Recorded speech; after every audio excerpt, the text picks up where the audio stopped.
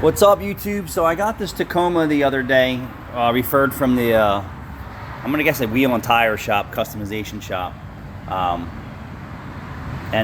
He said he just bought new wheels and tires and he needed some exhaust work. So I looked at the exhaust system, found some rattles, found some pinholes in it, and said, okay, it's either, just do this for now or replace the whole system. So he was here last night to drop it off to get the whole exhaust system replaced. And then I get in the car and the radio's blasting, so he's that kind of person. The radio's on loud the whole time. He's in his car, and some people need that. What you can't hear is the rest of your car when that happens. So we're driving, and he never even turned it down. As soon as we got in there, it was blasting Guns N' Roses. We went for a 10-minute road ride to his house to drop him off. And I'm like, man, something is grumbling in his car. So we went around like this jug handle, and I heard it even more with the radio up. So I reached over and turned the radio down. I'm like, how old are these tires? He's like, I just got them like a week ago. I'm like, so it definitely sounds like you got wheel bearing problems. He goes, how'd you hear that? I said, well, I felt it in the turn. And I said, I actually heard it over the radio. I said, but you probably didn't. He's like, really? He's like, the exhaust isn't going to fix that problem? I'm like, no, you have two problems that I know of. So, and I'm shocked that the stereo shop didn't road test this car before and after. Maybe they did, and his tires were bad and it was grumbling. And I mean, they're not, well, I guess you would say they're suspension experts. They're heavily modifying people's vehicles with bolt-on kits. So, and then I just went over here and I jacked the car up. Now I'm getting ready to check it.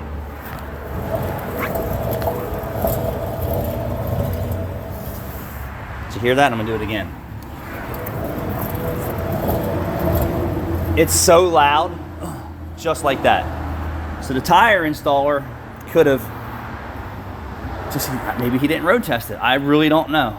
And then the power steering was whining as soon as I cold started it and went away. And then I check it, it's low on fluid. If it's low on fluid, it didn't evaporate. And the rack and pinion is seeping fluid.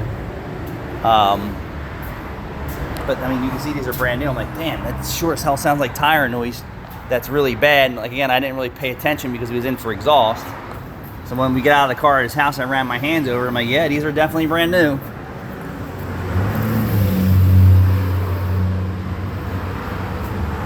So there you have it. Nice truck though. But I'm just shocked at another shop, and they may have just done this outside on floor jacks. I don't really know what their protocol is. But if we put wheels and tires on someone's car, so here's the deal. If you're in for an oil change, sometimes I won't road test it, sometimes I will. My technicians will, unless it's for brakes and other services, they'll road test it before and after, and that's my point. If the wheels are coming off a car, it gets a road test before and after. That is, my rules. If I see a technician pulling a car and I know that has to have a wheel off, and I flag them, I said, this means go for a road test. And they do it not paying attention too, but I have to road test the car sometimes 2 and 3 times.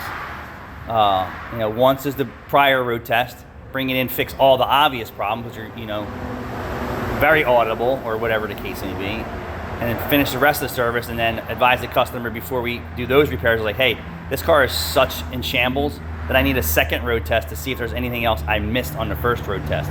Because sometimes you'll have a creak or a squeak or a thump or something else that you can't hear over tire noise, exhaust leaks, wheel bearings, belts squealing, AC compressors grinding, interior rattles. I mean, it just goes on and on and on. But I'm shocked that the tire shop didn't drive this car before and after. Thanks for watching.